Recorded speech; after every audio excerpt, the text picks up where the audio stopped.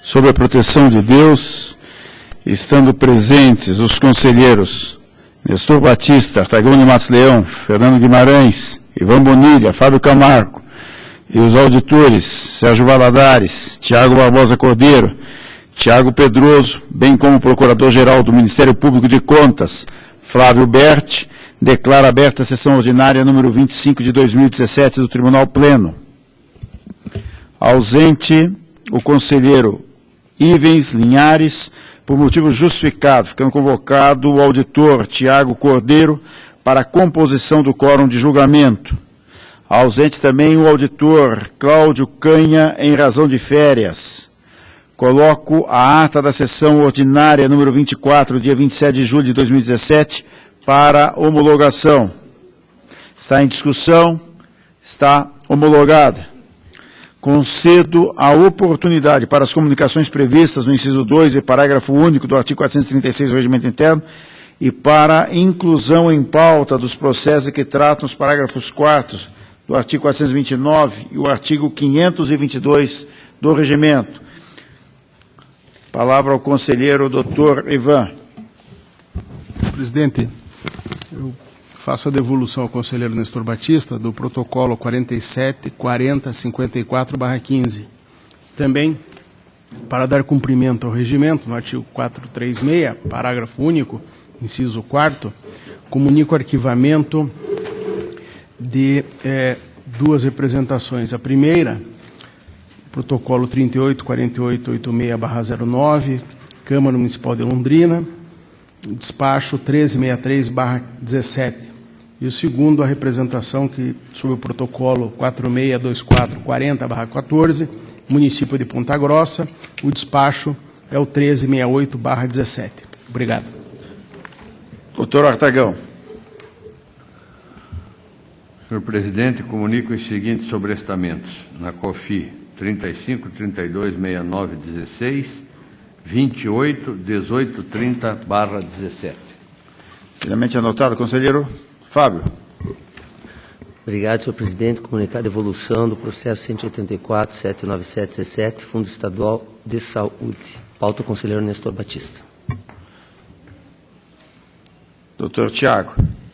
Senhor presidente, para comunicar a devolução da representação da Lei 8666, de relatoria do conselheiro Ivens Schaeffer Linhares, é o processo 863.246 de 2013.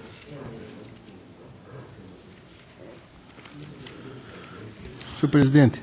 Pela ordem, palavra ao conselheiro doutor Ivan. Ainda fui um pouco assodado e me esqueci... Para as comunicações, então, né? Para comunicar o sobrestamento na COFI de processos, o primeiro 30.6205.17, Fundo Estadual de Defesa do Consumidor, despacho 1409 deste ano, e o protocolo 30.9964/17, Fundo de Reequipamento do Fisco, despacho 1410 deste ano. Agora acho que encerrei as minhas comunicações. Obrigado.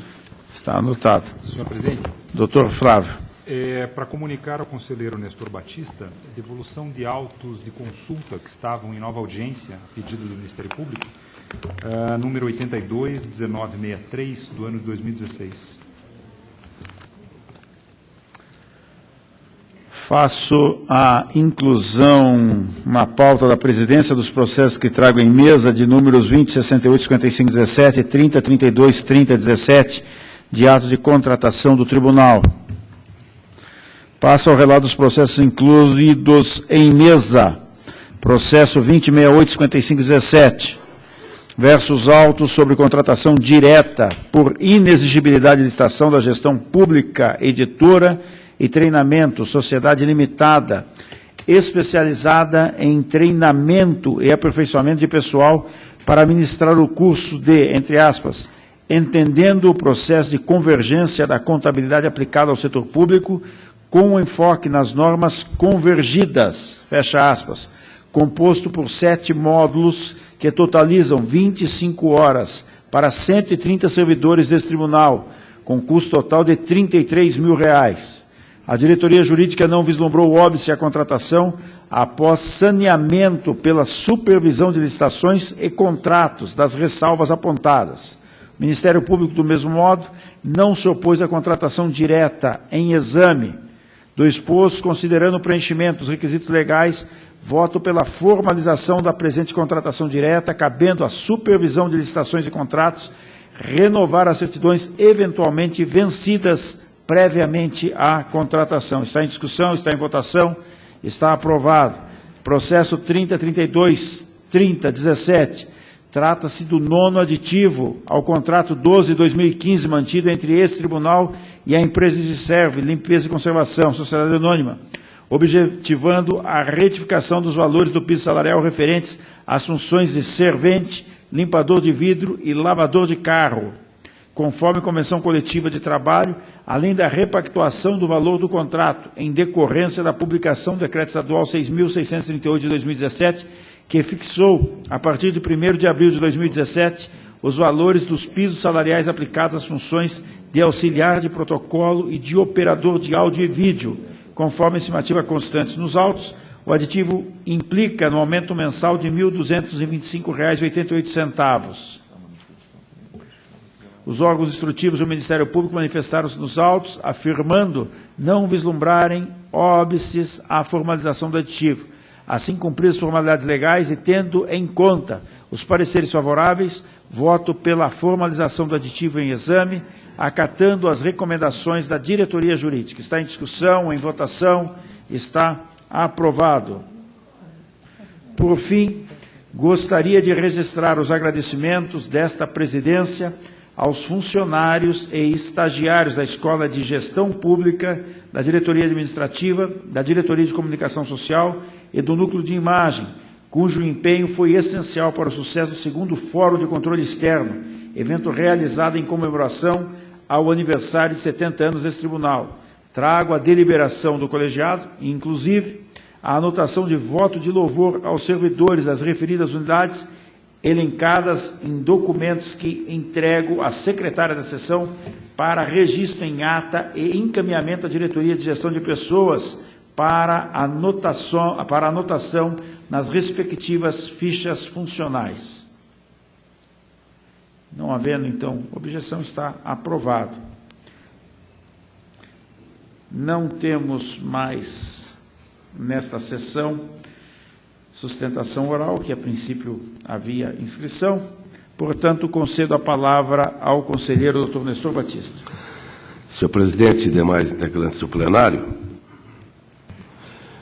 eu inicio a pauta, pedindo permissão para a retirada de pauta do 787.595.16, haja vista a necessidade de intimação do município para apresentar querendo contra razões do recurso. O protocolo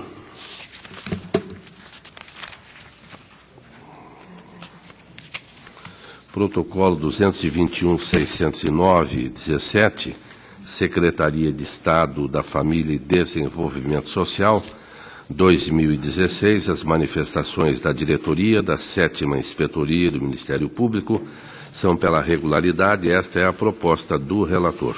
Está em discussão, em votação, está aprovado.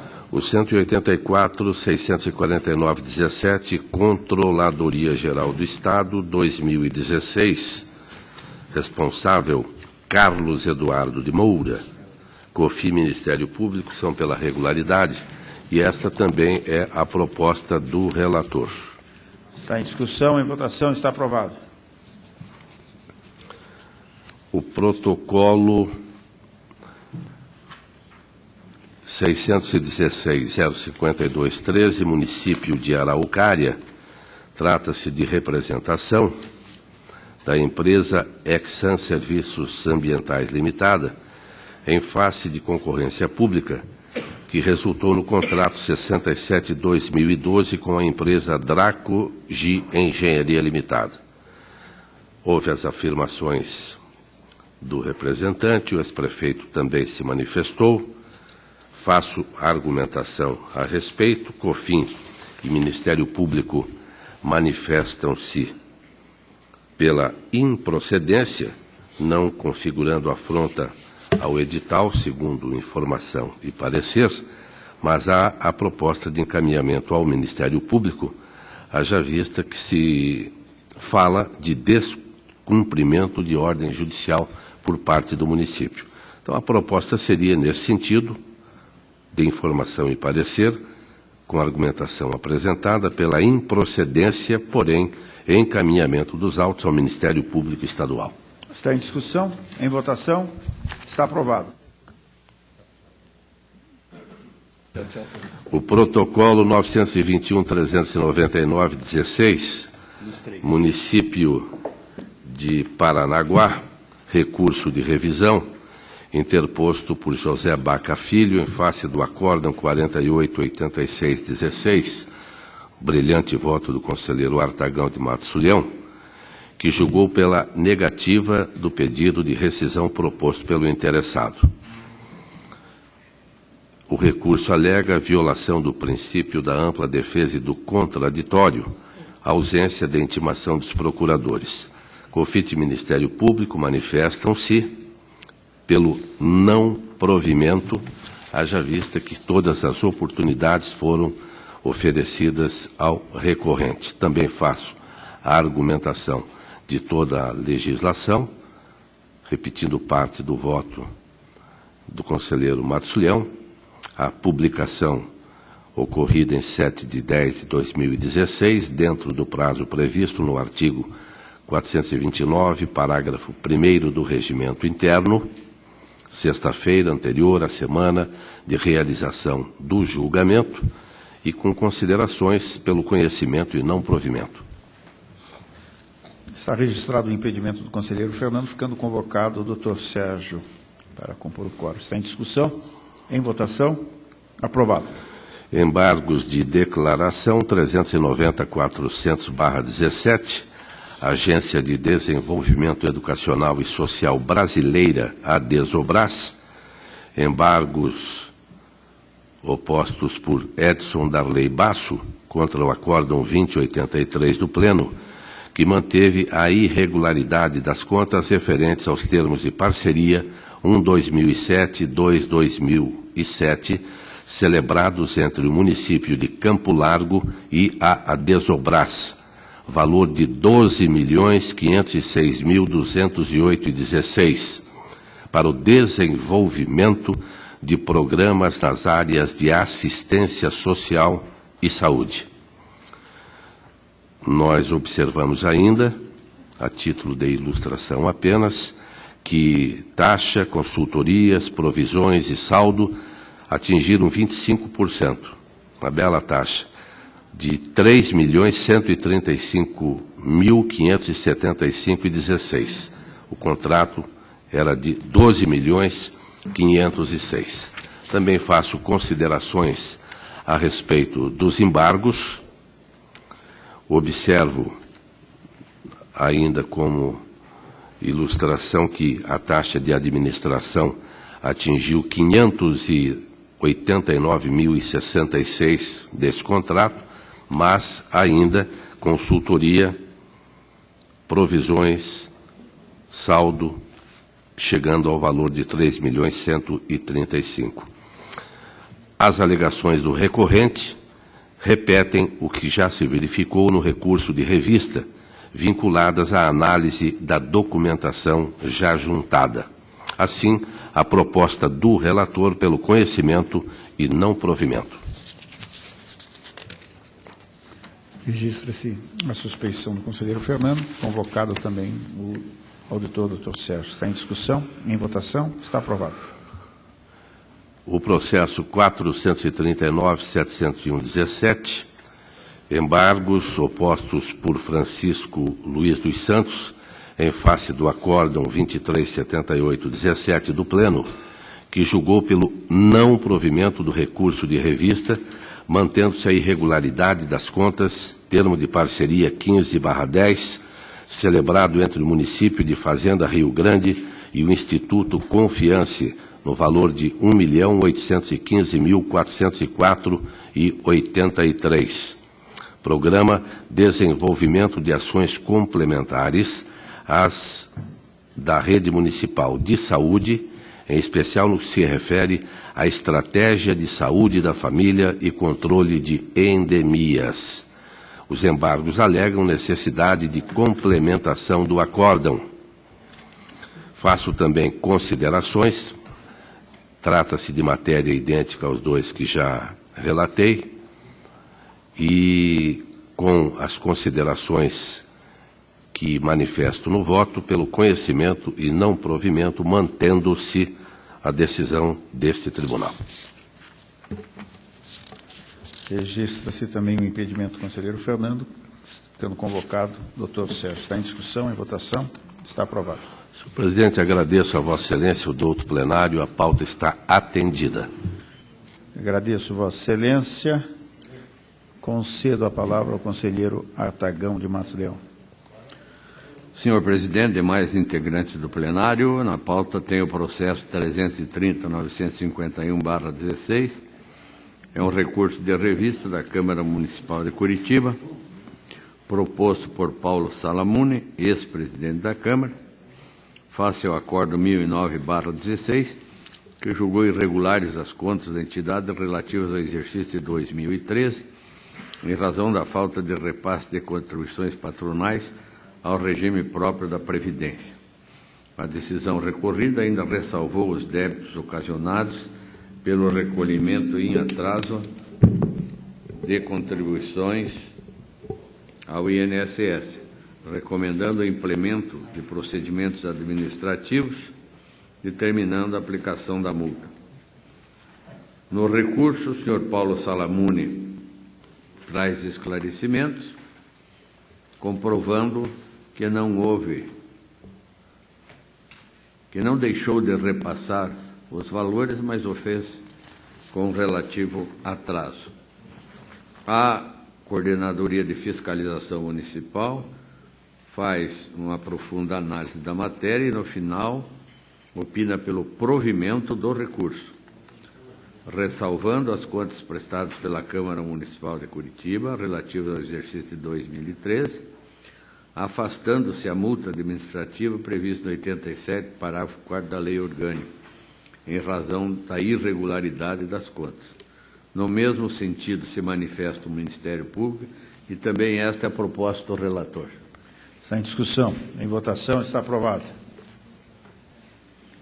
O 43.2878, recurso de revista interposto por Rafael Iatauro, face ao decidido no Acordo 1809/16 do Tribunal Pleno desta Corte, de relatoria do conselheiro Ives Scherp Linhares, nos autos de processo de membro do Tribunal 1836.754/16. O acórdão recorrido indeferiu o pleito de indenização das férias não usufruídas ante o reconhecimento do transcurso do prazo prescricional. Houve as contrarrazões. A diretoria jurídica opina pelo não provimento do recurso, no mesmo sentido o Ministério Público, e também esta é a proposta do relator. Pela ordem, senhor presidente. Palavra pela ordem, conselheiro Fábio. Declarar meu impedimento. Ficando convocado, portanto, Tiago Pedroso, para compor o quórum. Está em discussão, em votação. Está aprovado. 68.92.59/16, recurso de revista, o Serviço Social Autônomo Paraná Cidade,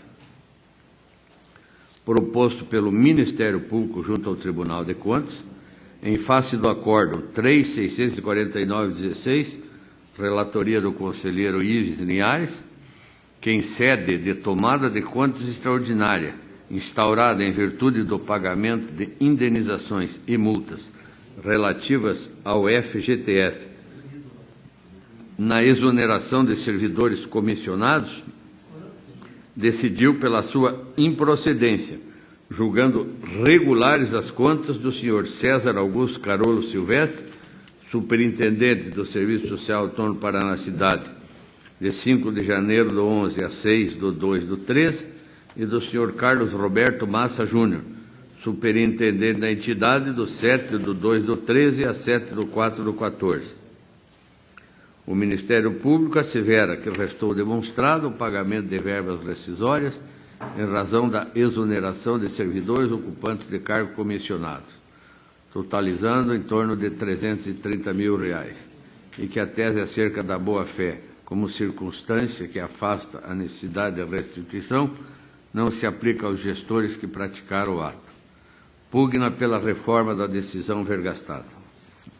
A Coordenadoria de Fiscalização de Atos de Pessoal faz a sua análise, aponta que, diante da divergência de entendimento no que tange ao pagamento apenas de verbas salariais e eventual indenização por férias não gozadas, não há que se falar em responsabilização dos recorridos, opinando pelo desprovimento do recurso. O Ministério Público, obviamente, vai pelo provimento do recurso. Eu faço uma análise até detalhada da matéria, trago jurisprudência, trago doutrina do Tribunal de Justiça do Paraná, na apelação civil 405.661,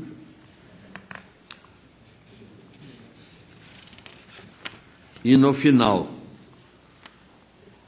digo que, diante do exposto, acompanhando a manifestação da Coordenadoria de Fiscalização, proponho o voto pelo desprovimento do recurso.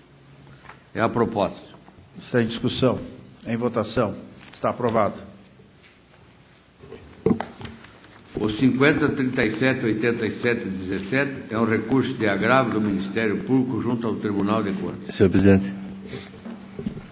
Palavra pela outra conselheira também.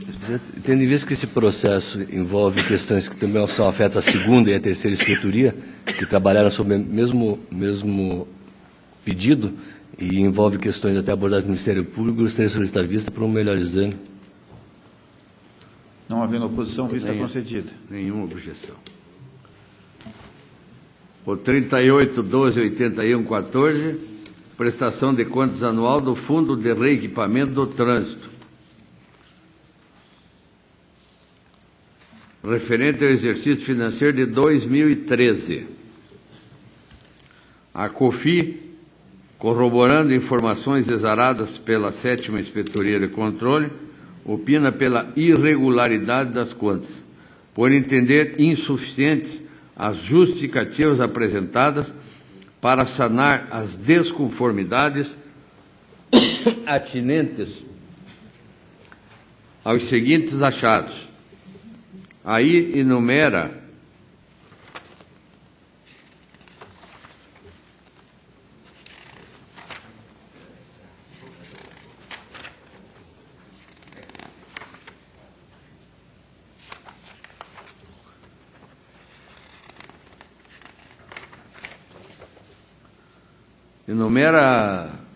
senhor presidente, demais integrantes do plenário.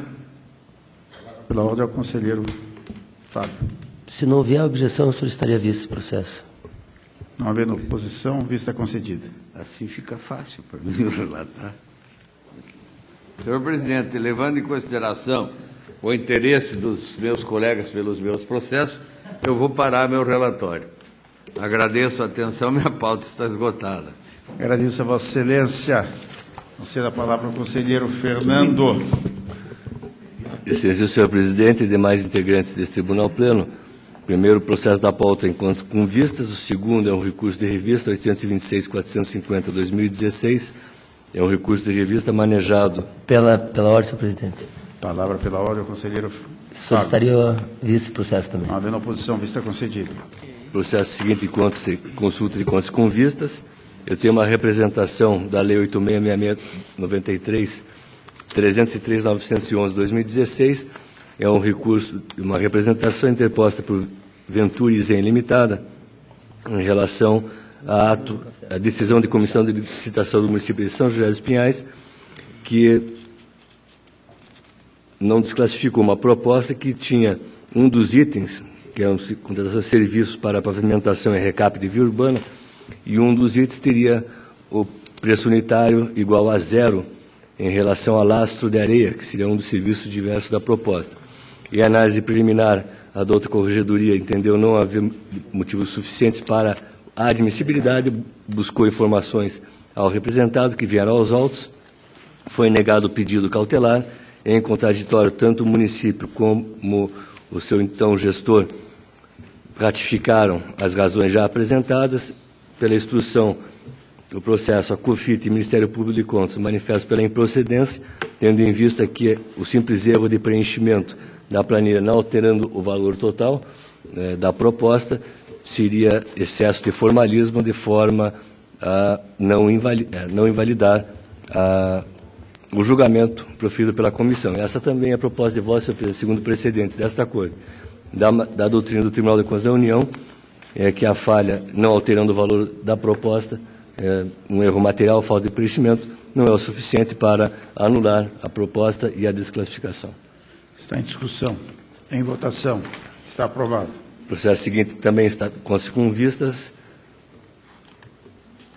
Tem o prejulgado, que também está com vistas. E, por último, prestação de contas anual 414.330/2016, contas anuais da usina de energia eólica Jangada S.A. Proposta de voto acompanha os pareceres uniformes da COFIT e do Ministério Público pela regularidade das contas do senhor Edson Sardeto e César Pirajá Júnior, com recomendações em relação aos prazos para envio de informações ao sistema 6 e 7. Está em discussão. Em votação. Está aprovado. Senhor presidente, eu votei na pauta, agradeço a atenção de Vossa Excelência do doutor Pleno. Agradeço a Vossa Excelência. Concedo a palavra ao conselheiro doutor Ivan Bonilha. Senhor presidente, demais participantes da sessão, inicio pelo protocolo 35020/17, é um recurso de revista contra um acórdão da segunda Câmara, o 6228 de 16, através do qual houve o julgamento pela negativa de registro de atos de admissão de pessoal efetuados pelo município de Itaúna do Sul, através do edital de concurso público, número 1 de 2009, em decorrência de irregularidades relacionadas às suas participações no certame. Suas razões recursais afirmaram em síntese que foram regularmente nomeados em virtude de habilitação em concurso, o qual transcorreu sem que tivessem obtido qualquer benefício que interferisse na classificação. Mencionaram que estão regularmente prestando serviço ao município há mais de 6 anos, tratando-se de relação jurídica já consolidada, tendo assim ocorrido decadência do direito de anular as admissões e que o acórdão, ora combatido, os penaliza indevidamente, pois agiram de boa-fé ao se inscreverem no certame, sendo que a comissão do concurso não os impediu de participar, requereram, por fim, o deferimento do registro de suas admissões. Através de parecer, a COFAP defendeu preliminarmente a não ocorrência da alegada decadência do direito desta Corte e analisar os atos de admissão.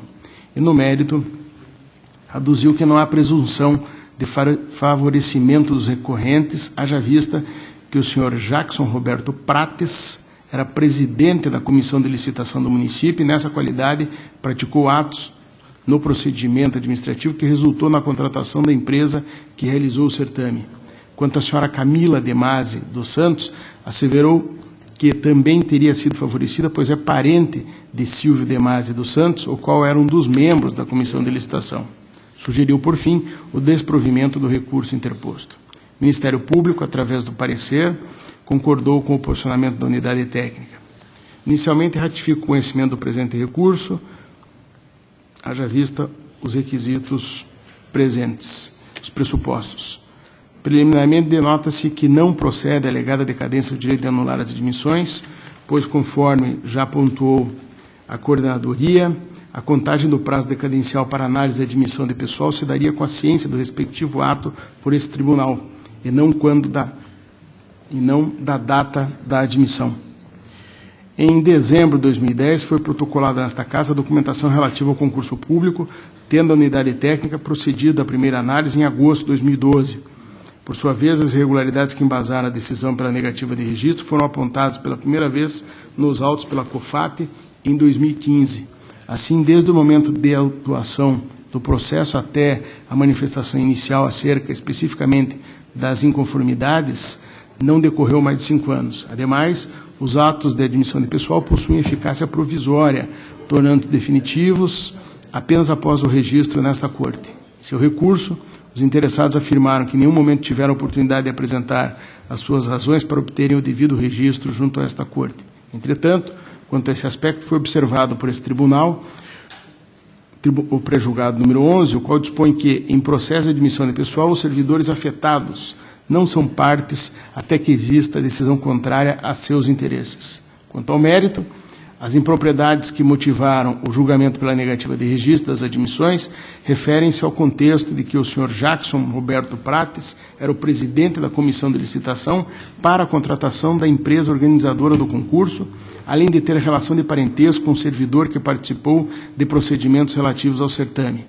A outra recorrente, Camila de Masi dos Santos, possui relação de parentesco com o servidor que era membro da mesma comissão de licitação. Tal conjuntura, segundo o excelentíssimo relator do acórdão, estaria em desacordo com a previsão do artigo 37, caput, inciso 2, da Constituição.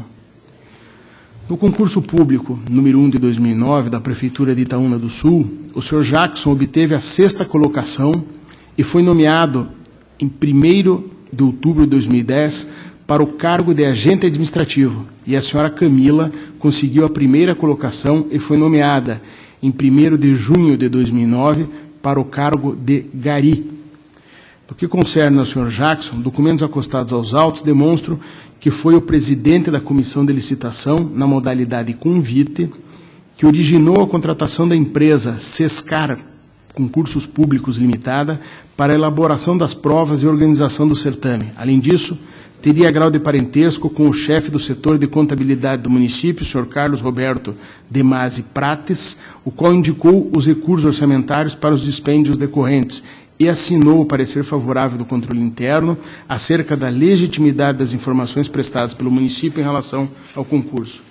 Com relação à senhora Camila, na sua peça recursal, a interessada menciona ser aparentada de membro da mesma comissão. O que se vislumbra nesse processo são irregularidades que estariam afrontando princípios da administração pública, notadamente os da impessoalidade e da moralidade, previstos expressamente na Constituição. Os responsáveis pelos concursos devem obrigatoriamente dispensar tratamento igualitário a todos os interessados. No caso em apreço, observa-se patente quebra da isonomia na medida em que ficou demonstrado nos autos que o próprio presidente da comissão de licitação para a contratação da empresa organizadora, frise ainda que na modalidade de convite, participou e foi aprovado no certame. Como exemplo de dispositivo legal que objetiva combater a quebra ao princípio da imparcialidade, cita-se o artigo 18 da Lei 9784 de 99, que regula o processo administrativo no âmbito da administração pública federal e diz: é impedido de atuar em processo administrativo o servidor ou autoridade que, inciso 1º, tem interesse direto ou indireto na matéria. E no artigo 19 também dispõe: a autoridade ou servidor que incorrer em impedimento deve comunicar o fato à autoridade competente, abstendo-se de atuar. Em consonância com tais dispositivos, a COFAP asseverou que o senhor Jackson era membro da comissão de licitação e, portanto, é evidente que tinha conhecimento de que não poderia participar do certame ou, se o pretendesse, deveria se afastar da referida comissão. Assim, não prospera a alegação recursal de que a comissão do concurso deveria ter indeferido sua inscrição, induzindo ao erro ao permitir sua participação. Tal argumento mais parece uma tentativa de transferência de responsabilidade, na medida em que o senhor Jackson é que deveria se abster de envolvimento com a licitação. Desta maneira, os fortes indícios de favorecimento encontram-se estampados nos autos e não foram refutados em sede de recurso. Nesse contexto, as garantias individuais devem ceder para as de interesse público, sob pena de perpetuar injustiças e ilegalidades. Entendo, portanto, que deve ser mantida a negativa de registro à admissão do senhor Jackson no cargo de agente administrativo. No que concerne a senhora Camila, o fato de ser parente de um dos membros da comissão de licitação não gera, por si só, o entendimento de que não poderia ter participado do certame, sob pena de desrespeito à ampla acessibilidade aos cargos públicos, conforme prevê o artigo 37, inciso 1º da Constituição. Os parâmetros para o acesso ao serviço público, sendo um direito subjetivo para os candidatos, não devem conter discriminações abusivas, as quais levariam à afronta ao princípio da isonomia.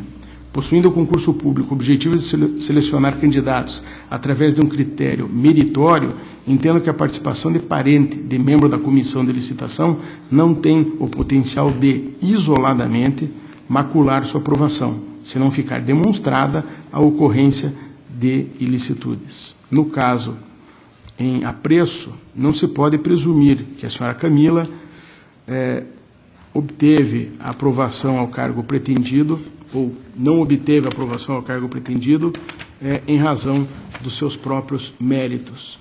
Esta Corte possui diversas decisões, acórdãos que eu enumero em número superior ou igual a meia dúzia, no sentido que, se não houver, no caso concreto, demonstração efetiva da ocorrência de favorecimento, de influência, a condição de parentesco tão somente não constitui motivo plausível para que seja negado registro à admissão. Então, o meu voto é pelo conhecimento do recurso, para, no mérito, dar-lhe provimento parcial, no sentido de reformar o item 1 do acórdão recorrido para conceder registro à admissão da senhora Camila de Masi dos Santos, e mantenho a negativa de registro à admissão de Jackson Roberto Prates e que se espeça a determinação ao município de Itaúna para que, no prazo de 15 dias, comprove ter oportunizado ciência desta decisão ao servidor mencionado no item 2, adotando as demais medidas pertinentes. É o relatório e o voto, presidente. Está em discussão. Em votação. Está aprovado. Protocolo 417767/17, um recurso de agravo interposto pelo Ministério Público junto a esta Corte, contra o despacho número 1004/17, que não recebeu a denúncia oferecida por João Adalberto Cantelli contra o município de Clevelândia. No referido expediente, o denunciante apresenta possíveis ilegalidades no concurso público número 1 de 2015, de responsabilidade do prefeito, e nesse expediente aponta que foram garantidas vagas no certame a pessoas com vínculo de parentesco com o prefeito e vereadores, bem como que a prova foi realizada por instituto que responde por possível fraude em outro município. Informou que o Ministério Público Estadual ajuizou a ação civil pública pleiteando a anulação do concurso em relação a determinados cargos, o que corroboraria as ilegalidades. Ainda segundo o denunciante, o gestor descumpriu a lei de responsabilidade fiscal porquanto aumentou os gastos com o pessoal. Após manifestação preliminar dos interessados e instrução da COFAP, deixei de receber a denúncia, uma vez que não consta dos autos indícios suficientes de que houve fraude no certame. Em face de tal decisão, o MP interpôs o presente recurso de agravo, requerendo o recebimento da denúncia. Sustentou que, embora a COFAP tenha destacado que grande parte dos nomes apontados como beneficiários na peça inicial não tenham se classificado ou prestado o concurso, indicou que há 3 pessoas com o mesmo sobrenome do prefeito aprovadas em terceiro lugar, sendo que 2 figuram como requeridas na ação civil pública movida pelo Ministério Público Estadual, que visa a anulação do certame. Ressaltou também que as nomeações e as contratações para os mencionados cargos estão suspensas por força de decisão judicial proferida na ação civil pública, o que implicaria no processo de admissão de pessoal nesta Corte. Nesse ponto, o MP indicou a tramitação dos autos número 161491/16, em que se analisam as admissões referentes ao concurso público número 1 de 2015 do município de Clevelândia. Assim, requereu o provimento do recurso, a fim de receber o protocolo de denúncia e o sobrestamento dos autos de admissão de pessoal até regular a apuração dos fatos narrados na denúncia e na ação civil pública. O recurso, no meu entendimento, não merece prosperar. Primeiro, cabe destacar que o ponto controverso diz respeito somente à alegação de que teriam sido garantidas vagas no concurso a pessoas com vínculo de parentesco com prefeito e vereadores, como salientado pelo recorrente, uma vez que os demais fatos noticiados já são objeto de análise em outros processos. Nesse caso, verifico que não constam nos autos indícios suficientes de que houve a referida ilegalidade no certame, conforme já demonstrado pela COFAP, não tendo o órgão ministerial apresentado outros elementos aptos a modificar o convencimento deste relator, em que pese o Ministério Público tenha sustentado que o senhor Welton José Valério e a senhora Manola Ogliari Valério, apontados como parentes do prefeito e aprovados para o cargo de engenheiro florestal e fisioterapeuta, respectivamente, figurem na condição de requeridos na ação civil pública, que visa anular o concurso público 01 de 2015, referente aos cargos de engenheiro florestal, engenheiro ambiental, técnico de segurança do trabalho, analista de sistemas de informação e fisioterapeuta, nota-se que estes constam no polo passivo apenas porque a eventual anulação do certame poderá influenciar diretamente seus interesses. Isto é, a ação civil pública tem por objeto a possível prática de ato de improbidade administrativa tão somente pela empresa responsável pelas provas. Ainda, a competência desta Corte na análise e registro das admissões de pessoal não impõe o processamento da denúncia, até porque já tramita nesse tribunal o processo de admissão de pessoal, número 16.1491/16, de relatoria do conselheiro Nestor Batista, em que se analisam as admissões referentes ao concurso público questionado. Inclusive, eventuais determinações decorrentes da ação judicial podem e devem ser comunicadas diretamente naqueles autos, inexistindo, pois, a alegada possibilidade do registro de admissões ilegais. Ademais, cabe salientar que o Ministério Público Estadual tem atuado em face do concurso público do município de Clevelândia, haja vista que os nomes apontados como vagas garantidas no certame também foram entregues ao órgão ministerial, antes mesmo da realização das provas. Nesse contexto, entendo que os fatos relatados não são suficientes a ensejar o recebimento da denúncia e a consequente modificação da decisão da qual se recorre. Não obstante, em vista do requerimento do MP, considero oportuno comunicar ao relator do processo de admissão de pessoal, conselheiro Nestor Batista, os fatos narrados na denúncia, mediante remessa do presente expediente ao gabinete do conselheiro para a ciência. Diante do exposto, voto pelo conhecimento do presente recurso de agravo para, no mérito, negar-lhe provimento, mantendo inalterada a decisão consubstanciada no despacho 1004/17, proferido na denúncia 92.8709/16. É o relatório e voto. Está em discussão. Em votação. Está aprovado. Protocolo 129210/16 é uma consulta formulada pelo município de Flórida, que questiona, abre aspas, é possível promover o pagamento em proveito dos servidores públicos, componentes das equipes de saúde da atenção básica, dos valores recebidos do governo federal relativos ao piso de atenção básica variável, programa de incentivo financeiro para a melhoria da atenção básica, por meio de concessão de adicional, mesmo estando o ente federado com despesa total com pessoal superior a 95% do limite, ou seja, dentro da vedação que estabelece o artigo 22, inciso 1º, parágrafo único da Lei de Responsabilidade Fiscal. O parecer jurídico que instrui o expediente concluiu que, durante o período de incidência da vedação legal, não se justifica a concessão desse tipo de vantagem.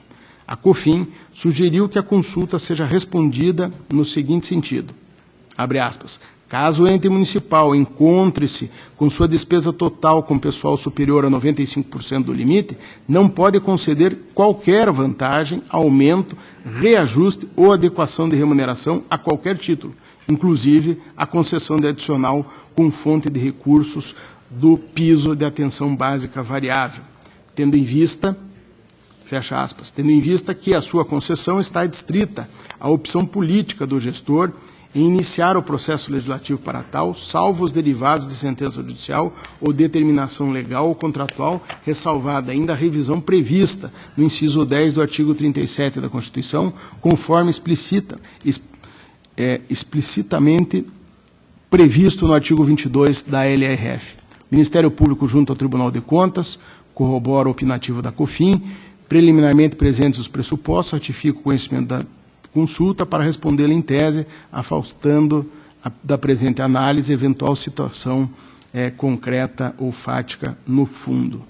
Conforme informado nos autos, esta Corte possui precedente que tangencia a matéria aqui versada, é o caso do Acórdão 281 de 2007, proferido numa consulta feita pelo município de São José dos Pinhais sobre a possibilidade do município efetuar pagamento de pessoal com recursos do piso de atenção básica.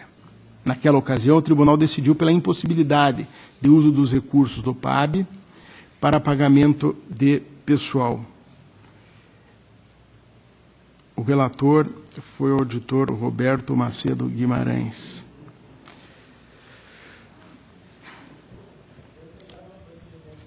O Poder Executivo de São José dos Pinhais, então, fazia essa consulta e o tribunal decide pela impossibilidade.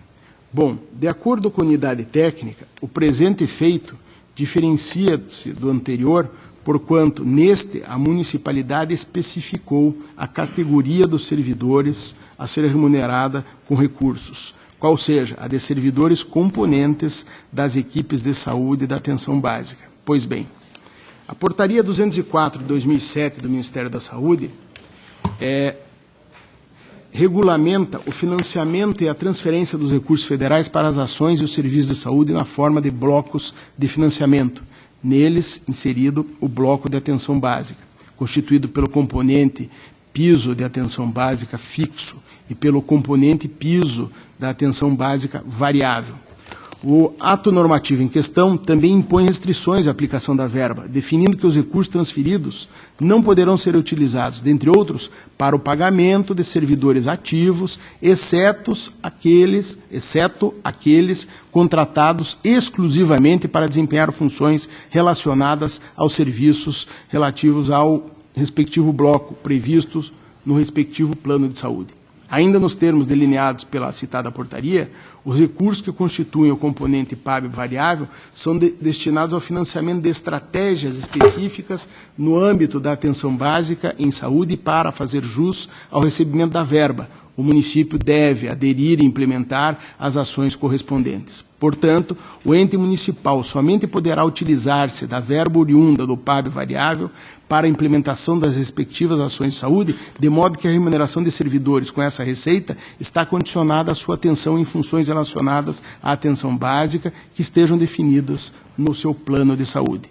O Programa Nacional de Melhoria do Acesso da Qualidade à Atenção Básica, em especial, é financiado com recursos do PAB variável, consoante a portaria do Ministério da Saúde de 2015, que atualmente o disciplina. Nessas condições, infere-se ser possível, uma vez observadas tais premissas, a utilização de recursos do PAB variável para o pagamento de verbas remuneratórias aos servidores públicos integrantes das equipes de saúde da atenção básica. Dito isto, adentrando no cerne da questão suscitada pelo consulente, verifica-se que a COFIN entendeu pela impossibilidade da concessão do adicional nos termos apontados na consulta. A unidade técnica fundamentou seu opinativo no argumento de que a utilização desse recurso para o pagamento de adicional a serviços envolvidos nas estratégias específicas de saúde constitui uma decisão política do gestor. Salientou que, estando o recebimento da verba condicionado à opção tanto do governo federal em dar continuidade ao Programa Nacional de Melhoria ao Acesso e à Qualidade à Atenção Básica, quanto do município em manter a sua adesão a ele. A instituição da nova despesa pode vir a comprometer as contas municipais caso a transferência dos recursos, por algum motivo, venha a ser encerrada. Apesar da pertinência das observações, tenho que a elucidação da dúvida lançada reclama a análise da natureza do recurso federal repassado e dos reflexos na despesa com o pessoal do município. A esse respeito, convém destacar inicialmente que, em consonância com o artigo 2º, inciso 4º, da Lei de Responsabilidade Fiscal, as transferências correntes compõem a a receita corrente líquida, sobre o qual é calculado o índice de despesa total com pessoal. Mais à frente, no artigo 22, parágrafo único da mesma Lei de Responsabilidade, a lei estabelece restrições ao ente cujas despesas com pessoal têm ultrapassado 95% do limite máximo estipulado para essas despesas no período de apuração, aplicáveis igualmente em caso de extrapolação. Dentre elas, a concessão de vantagem, aumento e reajuste ou adequação de remuneração a qualquer título, salvo os derivados de sentença judicial ou determinação legal ou contratual, ressalvada a previsão que está no inciso 10 do artigo 37 da Constituição. Do cotejo dos dispositivos reportados, extrai-se que, estando em curso nas vedações impostas pela Lei de Responsabilidade Fiscal, o município não pode conceder adicional remuneratório aos servidores, inclusive aos integrantes das equipes de saúde e atenção básica, ainda que se valendo, para tanto, da verba oriunda do PAB variável. Isso porque esses recursos, caracterizados como transferências correntes, compõem a base de cálculo sobre a qual são computadas as despesas com o pessoal, como já fiz referência. Além do mais, em conformidade com o artigo 18 da Lei Complementar 101, a Lei de Responsabilidade Fiscal, os gastos com servidores ativos, e nesse aspecto inexiste distinção legal quanto à categoria a qual pertençam, para pagamento de qualquer espécie remuneratória, devem ser contabilizados na despesa total com o pessoal do respectivo ente da federação. Disso decorre que, mesmo sendo custeadas com receita oriunda de transferência intergovernamental, os gastos de qualquer natureza com pessoal vinculado ao ente recebedor do recurso devem ser computados na sua despesa total e, por conseguinte, incluídas no limite máximo estabelecido na lei.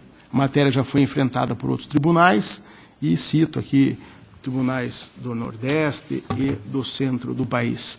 Assim, conclui-se que, encontrando-se o ente sujeito às vedações do artigo 22, não lhe é autorizada a concessão de adicional aos servidores públicos que atuam nas ações estratégicas de saúde incentivadas pela União, mesmo que a receita utilizada para suportar essa despesa tenha origem em financiamento federal proveniente do PAB. E assim é o meu voto, senhor presidente, de acordo com o que acabei de relatar. Está em discussão. Em votação? Está aprovado. Eu encerrei a minha pauta, presidente. Agradeço a vossa excelência. Conceda a palavra ao conselheiro doutor Fábio Camargo. Senhor presidente.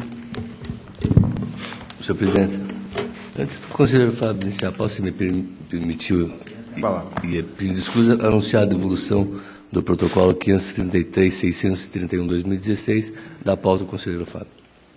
Perfeitamente, está anotado. Obrigado, senhor presidente. Demais membros que compõem o pleno.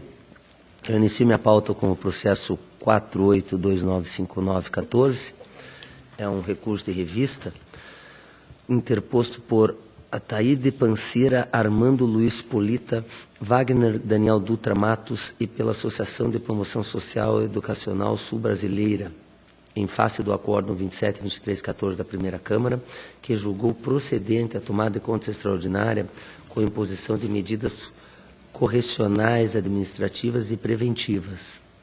A decisão considerou irregular e determinou a restituição de valores referentes ao repasse efetuado pelo município de São Miguel do Iguaçu à Associação de Promoção Social e Educacional Sul-Brasileira de São Miguel do Iguaçu, exercício do 10 a 12, no valor de R$ 18.532.231,03.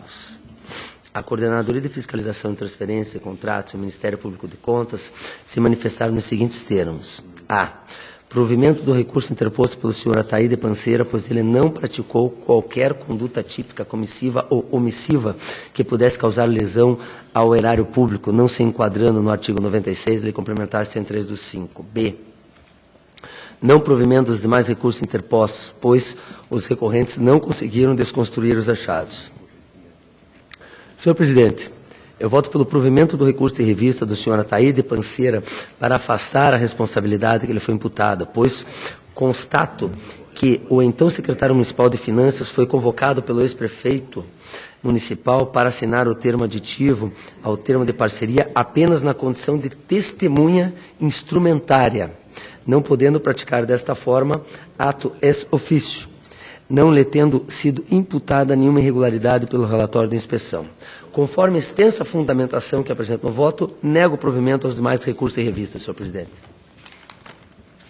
Está convocado o doutor Sérgio para compor o quórum. Está em discussão? Em votação? Está aprovado. O processo seguinte é o 727.878/16, é um pedido de rescisão proposto pelo espólio de Alexandre Fontana Beltrão. Senhor presidente, pela ordem. Palavra pela ordem, conselheiro. Se o brilhante conselheiro Fábio Camargo não se opuser, eu vou pedir vistas. Não havendo oposição, vista concedida. Na sequência, o processo 604.04807 é uma representação oriunda do Ministério Público de Contas em razão de irregularidades decorrentes da atuação do Instituto Superior de Educação, Tecnologia e Pesquisa Saber Limitado, que teria elaborado prova de concurso público municipais com questões disponíveis na internet. A então Corregedoria Geral recebeu a representação em relação aos certames indicados na peça exordial, Apucarana, Cascavel, Palotina e Umuarama. A Coordenadoria de Fiscalização de Área Pessoal, ponderando que a contratada se valia de algumas questões copiadas na internet, mas que este fato isolado, de forma alguma, pôde ser considerado prova de fraude a ensejar responsabilização da administração pública ou da empresa contratada, manifestou-se pela improcedência da representação com determinação ao Instituto Superior de Educação, Tecnologia e Pesquisa Saber Limitada e aos municípios. O Ministério Público de Contas diverge da unidade técnica, afirmando que a qualificação dos componentes da banca examinadora deve seguir os moldes do artigo 37, inciso 2 da Constituição Federal, sob pena de se invalidar a escolha dos melhores candidatos, ferindo o princípio da eficiência. Ademais, sustenta que a ausência de ineditismo das questões que compunham as provas afronta o princípio da moralidade e da impessoalidade. Além disso, sustenta que a modalidade correta a ser utilizada para contratar seria a de técnica e preço, que não foi adotada pelos entes. Assim, manifesta-se pela procedência da representação com as seguintes sanções: declaração de inidoneidade da empresa, encaminhamento dos autos ao Ministério Público Estadual, instauração de tomada de conta extraordinária para apurar o dano ao erário. Senhor presidente, eu voto pelo conhecimento e pela procedência da presente representação, com o fim de recomendar ao município de Apucarana, Cascavel, Palotina e Umuarama que passe a adotar o tipo técnica e preço nas licitações do concurso público e exijam da empresa contratada a demonstração de que possuem profissionais tecnicamente qualificados para a elaboração das provas e avaliação dos candidatos. E ao Instituto Superior de Educação, Tecnologia e Pesquisa Saber Limitada, de fiel atenção ao ineditismo das questões, deixando de se valer de cópias, mesmo que parciais, de outros concursos ou de seu próprio banco de dados. Diante de longo decurso do tempo já decorrido, mais de 10 anos, em relação aos fatos apurados, deixo de acolher a proposta de instauração de tomada de conta extraordinária formulada pelo Ministério Público de Contas. Esse é o voto, senhor presidente. Vou convocar o doutor Sérgio para compor o quórum de votação durante a ausência do conselheiro Nestor. Senhor presidente. Doutor Tiago, para discutir. Vossa Excelência tem a palavra. Obrigado, senhor presidente. Apenas uma dúvida. Vossa Excelência não endossa a proposta do Ministério Público de declaração de inidoneidade? Perfeito, apenas faço a recomendação. A recomendação. Senhor presidente, apenas nessa parte eu vou então divergir do relator e endossar essa proposta. Continua em discussão. Senhor presidente, perdão. Doutor Sérgio, Vossa Excelência tem a palavra. O conselheiro Tiago está sugerindo que seja determinado ao município que declare a inidoneidade. Não, o tribunal o faz. O tribunal declara a inidoneidade dessa empresa para licitar. Sim, desde que tenha havido... Isso que foram chamados ao processo. Isso, essa minha dúvida é essa, quer dizer, se foi efetivamente assegurado o contraditório nessa perspectiva de que a empresa poderia ser declarada inidônea, ela foi chamada para se defender. Então, teria essa dúvida. Senhor presidente, se não houver objeção, eu peço vista dos autos. Não havendo oposição, vista concedida. Processo 748466 é uma representação formulada pelo Ministério Público de Contas em face do município de Itapejara do Oeste, relativo ao exercício do 11, noticiando irregularidades com relação à existência de cargos de consultor jurídico, o qual não supra a necessidade de cargos efetivos de advogado. Todavia, em que pese a Coordenadoria de Fiscalização de Cidade Pessoal haver constatado que o município corrigiu a irregularidade, nomeando servidor efetivo para o cargo de advogado, manifestou-se pela emissão de recomendação ao município para que, visando a alternância, seja fixado o prazo para o exercício do cargo de controlador interno. No mesmo sentido, foi a manifestação do Ministério Público de Contas. Considerando que a irregularidade objeto da representação foi saneada, voto pela improcedência da representação, desde acatar a recomendação quanto à necessidade de alternância do cargo de controlador interno, por ser tratado de medida de alçada discricionária do gestor e, ademais, por não constituir objeto da representação. Esse é o voto, senhor presidente. Está em discussão. Em votação. Está aprovado. Processo 260-76808, solicito adiamento. Manter adiado, senhor presidente. Continua adiado. 49646515, também uma representação da Lei 8666 de 93, formulada por Vanderlei Silva Melo, em face do pregão presencial 027-2015 do município de Tamarana, para fornecimento de pneus e de outros itens com as seguintes impropriedades. Apresentação de declaração expedida por montadora automotivas nacionais comprovando que o produto ofertado é de sua linha de montagem. Pneus de fabricação nacional e inobservância da Lei Complementar 123/6 em razão da ausência de fracionamento de 25% do objeto para participação exclusiva de microempresas e empresas de pequeno porte. A Coordenadoria de Fiscalização e Transferência de Contratos e o Ministério Público de Contas opinaram pela procedência da representação para expedir recomendações ao município para que observe os parâmetros da decisão consubstanciada no Acordo 877-16 do Pleno em relação aos benefícios às microempresas, bem como que não estipule diferenciação entre produtos nacionais e estrangeiros em suas licitações.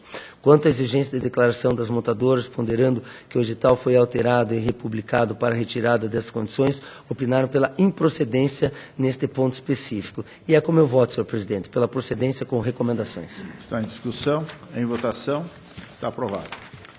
Processo 350-64216, uma prestação de contas da Estrada de Ferro Paraná Oeste, S.A., Ferroeste, exercício do 15, de responsabilidade do senhor João Vicente Bresolim Araújo. A Coordenadoria de Fiscalização Estadual e Ministério Público de Contas se manifestaram pela regularidade das contas, com recomendação para que se observem os prazos do envio dos dados do sistema 6 sede. E assim, senhor presidente, eu voto pela regularidade das contas com recomendações. Está em discussão. Em votação. Está aprovado. Processo 352.85816, uma prestação de contas de Marumbi, transmissora de energia S.A., referente ao exercício financeiro do 15, de responsabilidade de Alfonso Schmidt. Coordenadoria de Fiscalização Estadual e Ministério Público de Contas se manifestaram pela regularidade das contas, com determinação à entidade para observar a correta formalização do processo, regularizando as falhas apresentadas na instrução processual e recomendação para que o processo observe os prazos de envio dos dados ao sistema 6 sede e o tipo correto de lançamentos contábeis, de modo a evitar divergências no demonstrativo do resultado do exercício. Considerando que a determinação proposta se refere à observância de formalidades exigíveis somente para o exercício subsequente, uma vez que a companhia entrou na fase operacional apenas em 28/6/15, com a energização da subestação e da linha de transmissão objeto de sua concessão, converto em recomendação e voto pela regularidade das contas com as recomendações. Está em discussão. Em votação. Está aprovado. Senhor presidente, eu agradeço, a pauta está atendida. Agradeço a Vossa Excelência. Concedo a palavra ao auditor doutor Sérgio Fonseca. Obrigado, senhor presidente. Eu teria apenas 2 processos a relatar, mas há uma sustentação oral e o advogado é o mesmo do processo do doutor Ivens. Eu solicito, então, que permaneçam adiados. Permanecem adiados. Agradeço a Vossa Excelência. Concedo a palavra ao auditor doutor Tiago Cordeiro. Obrigado, senhor presidente, senhores julgadores. Senhor procurador, eu tenho recurso de revista 72695 de 2015. É um recurso interposto pelo senhor Amarildo Ribeiro Novato, em face do acordo 8.180 de 2014, da segunda Câmara, que, em sede de tomada de contas ordinária, julgou irregulares as contas deste recorrente relativas ao consórcio intermunicipal para a conservação do remanescente do Rio Paraná e áreas de influência, Coripa, contas relativas ao exercício financeiro de 2003. Essa decisão condenou o recorrente à devolução de R$ 26.857,80 e determinou também o encaminhamento de cópias dos autos ao Ministério Público Estadual. O recorrente alega que estaria juntando parte dos documentos aptos a comprovar as despesas contraídas pelo consórcio em 2003. Foram anexados inicialmente cópias de 137 dos 145 cheques que tenham sido emitidos em conta corrente do Banco do Brasil. Posteriormente, se manifestou novamente juntando as cópias dos cheques que faltavam, fez ponderações,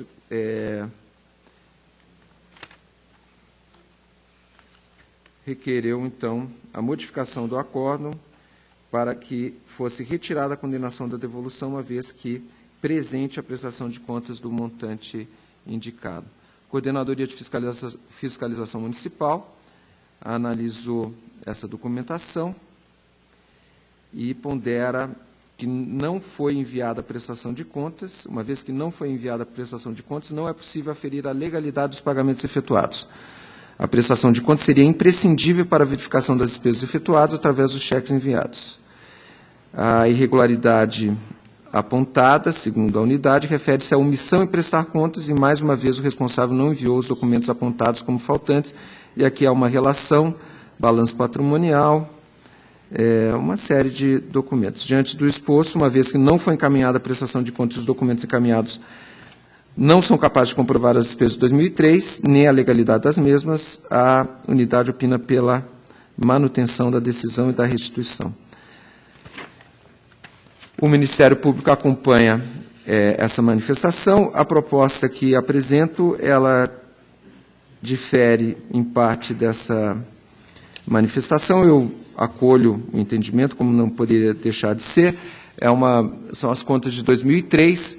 Na verdade, a tomada de contas ordinária foi aberta pelo não encaminhamento da prestação de contas em 2013, 10 anos depois, houve o julgamento e com a devolução. No entanto, segundo o que verifico, do orçamento teórico desse consórcio original era de R$ 36.528 naquele exercício. Na análise da tomada de contas, foi subtraído da devolução um valor de R$ 9.671. Isso porque alguns documentos foram apresentados com recibos e notas de comprovante dessas despesas, e eu verifico que desses cheques que foram apresentados, também foram apresentados juntos alguns comprovantes, e utilizando-me, então, do mesmo critério que foi considerado quando da análise da tomada de contas, eu entendo que pode ser diminuído o montante a ser devolvido na quantia de R$ 2.060,91, referentes aos documentos que foram apresentados e que aqui menciono. Então, a minha proposta é, pelo conhecimento do recurso, provimento parcial para modificar o montante a ser devolvido, que passaria a ser, então, inicialmente era de R$ 26.857,80, passaria a ser de R$ 24.796,89. Então, essa é a proposta, mantendo-se, então, no mais a irregularidade das contas do recorrente. Está em discussão. Em votação. Aprovado. Senhor presidente, era o único processo a relatar. Obrigado. Agradeço a Vossa Excelência. Concedo a palavra ao auditor, Dr. Tiago Pedroso. Eu não tenho processo em pauta, senhor presidente. Obrigado. Agradeço a Vossa Excelência, fazendo desde logo o registro que a assessoria do conselheiro Dr. Nestor, via ponto eletrônico, solicitou que fosse anunciado a retirada do processo número 477778/17 da pauta de julgamento do conselheiro. Nada mais havendo a tratar, declaro encerrada a presente sessão, ficando marcada a próxima sessão ordinária para o dia 10 de agosto de 2017, no horário regimental. Levanta-se a sessão.